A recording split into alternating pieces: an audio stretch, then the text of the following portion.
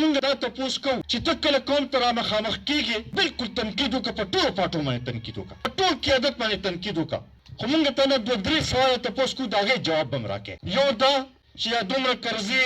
چې ستا په دور کې ګېشتلې شوي وي، دا چا ګېشتلي او هغه کوم ځای کې لګېدلي، ځکه چې په دې قوم خو نه لګېدلې، د دوی په مشکلاتو کې اضافه شوې ده. دویم دا IMF سره اولنۍ معاهده چا کړې وه او بیا ماته کړې چا وه، د هغې وضاحت دې قوم ته وکړه چې پته ولګي چې دا حالات نن چې کوم جوړ دي دا په کوم بنیاد سره جوړ شوي دي. دریم دا چې هغه ستا وعدې کوم ځای ته لاړې، د هغه مدني ریاست چېرته لاړ، اکروړ نوکرۍ چېرته لاړې، هغه د نوي پاکستان هغه بنیاد چېرته لاړو، دغه مونږ ته وښایه، وضاحت وکړه. د هغې نه پس ته به چا چې تنقید کوې بلکل تنقید هم کوه، کنځل هم کوه چې کوم ستا کار دی، خو د دې شي مخکې کم از کم دې قوم له وضاحت راکړه. خصوصا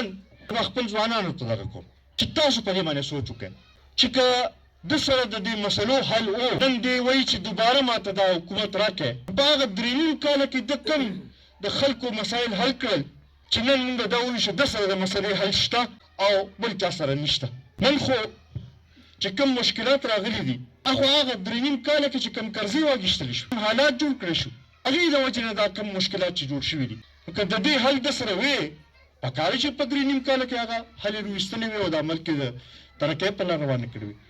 بیا